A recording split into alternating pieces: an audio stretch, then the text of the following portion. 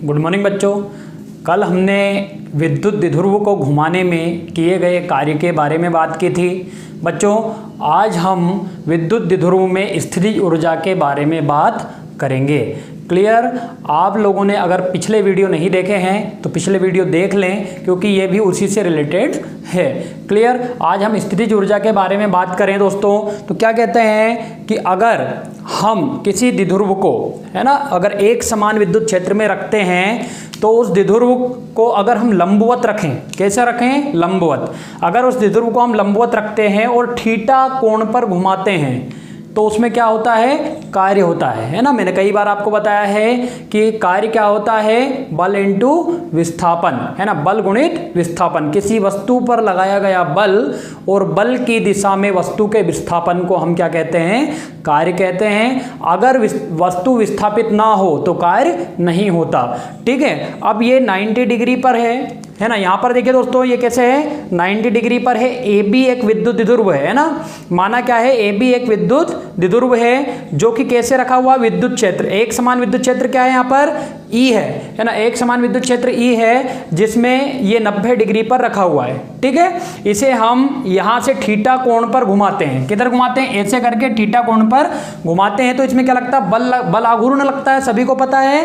ठीक है ना। तो हम इसे किस स्थिति में लेके आ जाते हैं? ए डैश बी डैश।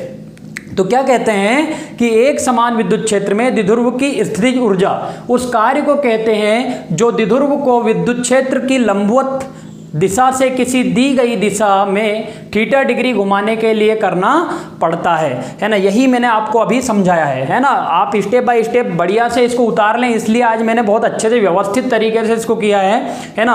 और सॉल्यूशन तो मैंने बताया है किस तरीके से हम टाउ का मान निकालते हैं, किस तरीके से वैल्यू पुट करते हैं, है ना। देखो दोस्तों, है ना, फिर क्या कहा मैंने? माना ए बी एक विद्युत द्विध्रुव है जो कि -q और +q आवेशों से मिलकर बना है। इनके बीच की अल्प दूरी क्या है? 12 है ना। द्विध्रुव को विद्युत क्षेत्र के लंबवत रखा गया है। ठीक है, अब हमने क्या किया?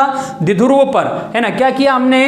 द्विध्रुव पर लगने वाला बलाघूर्ण, इसके बारे में हमने पहली क्लास में बात की थी। बलाघूर्ण के लिए tau is equal to P sine theta. ठीक है ना। फिर क्या किया हमने? द्विध्रुव को इस स्थिति से कोण डी थीटा घुमाने में आवश्यक कार्य, डी थीटा क्या था? मैंने अल्प कार्य के बारे में बात की थी, अल्प दूरी, अल्प कार्य, है ना, और कोण। ठीक है, तो हमने क्या किया? D W is equal to tau into D theta. देखो यहां पर वही चीज लगी हुई है, बल इंटू विस्थापन। बल क्या है? टाउ, और विस्थापन क्या है? D theta. ठीक है ना। डिस्प्लेस कितना हुआ है? D theta.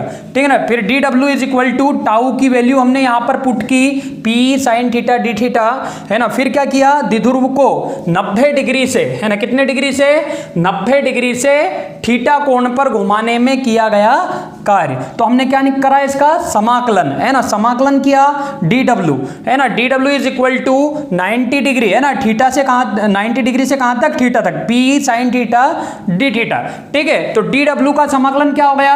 प्लस डब्ल्यू हो गया, है ना, इज इक्वल टू, ठीक है, आपको सबको पता है साइन थीटा का समाकलन करेंगे तो क्या होगा? माइनस कोस थीटा, है ना, माइनस कोस थीटा। मैंने बताया था यहां से माइनस को बाहर निकाल रहा है हम, माइनस पी कोस थीटा, और कहां से?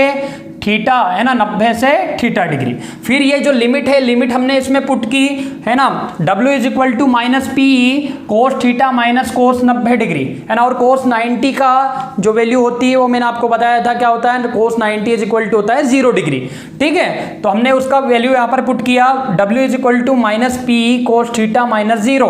ठीक है, तो क्या आ गया हमारे पास? W is equal to minus P cos theta. यही है स्थितिज ऊर्जा। ठीक है, अब हमें पता है कि वो जो कार्य है वो कार्य ही क्या है? ऊर्जा है। तो हमने क्या किया? W is equal to U is equal to minus P cos theta. आपको याद रखना है, क्योंकि, है ना, और इसीलिए आपको पता है कि जितना कार्य होता है ना, जितनी ऊर्जा होती है उतना ही क्या होता है? कार्य होता है। इन दोनों के मात्रक भी कैसे होते हैं? समान होते हैं। ठीक है दोस्तों, आप इसका एक स्क्रीनशॉट ले लें। ठीक है, फिर मैं आपको कुछ चीजें इस पर बताना चाहता हूं। ठीक है, आगे हम बढ़ते हैं कि अगर मान लो, है ना, अगर मान लो हमने, है ना, कितना, यदि हम इसे थीटा डिग्री है, जो थीटा डिग्री है, जैसे अगर हम थीटा की वैल्यू 0 पुट करते हैं तो कोस 0 का मान क्या हो जाएगा? कोस जीरो का मान क्या हो जाएगा, कोस जीरो का मान होता है 1, तो u इज इक्वल टू क्या हो जाएगा आपका -p। ठीक है, अगर हम थीटा की वैल्यू 90 डिग्री पुट करते हैं तो कोस 90 का मान क्या होता है, बोले सर कोस 90 का मान होता है 0। ठीक है, तो ये सब क्या हो जाएगा, u क्या हो जाएगा 0।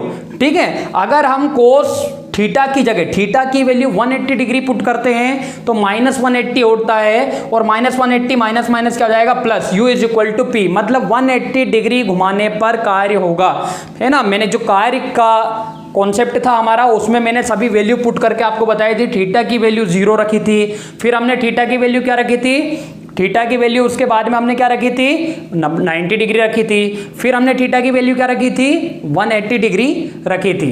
क्लियर, यहां पर आपका एक समान विद्युत क्षेत्र में किसी द्विध्रुव की स्थितिज ऊर्जा का जो टॉपिक है वो खत्म होता है। ये तीनों चीजों में से एक क्वेश्चन आपका अवश्य बनता है ना, बलाघूर्ण, किया गया कार्य, है ना, और स्थितिज ऊर्जा, है ना। विद्युत द्विध्रुव के कारण क्या, एक बार और रिपीट करें सभी मेरे साथ, विद्युत द्विध्रुव को अगर एक समान विद्युत क्षेत्र में रखते हैं तो विद्युत द्विध्रुव पर लगने वाला बलाघूर्ण tau, tau is equal to क्या है P sin थीटा।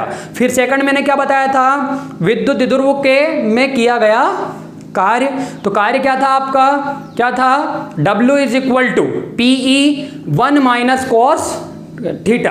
ठीक है, फिर हमने क्या निकाला था, ऊर्जा निकाली हमने फिर, ठीक है ना। ऊर्जा क्या होगा, U is equal to -P cos theta. ठीक है, इसी के साथ ही यहां पर ये क्लास समाप्त होती है। जय हिंद, जय भारत।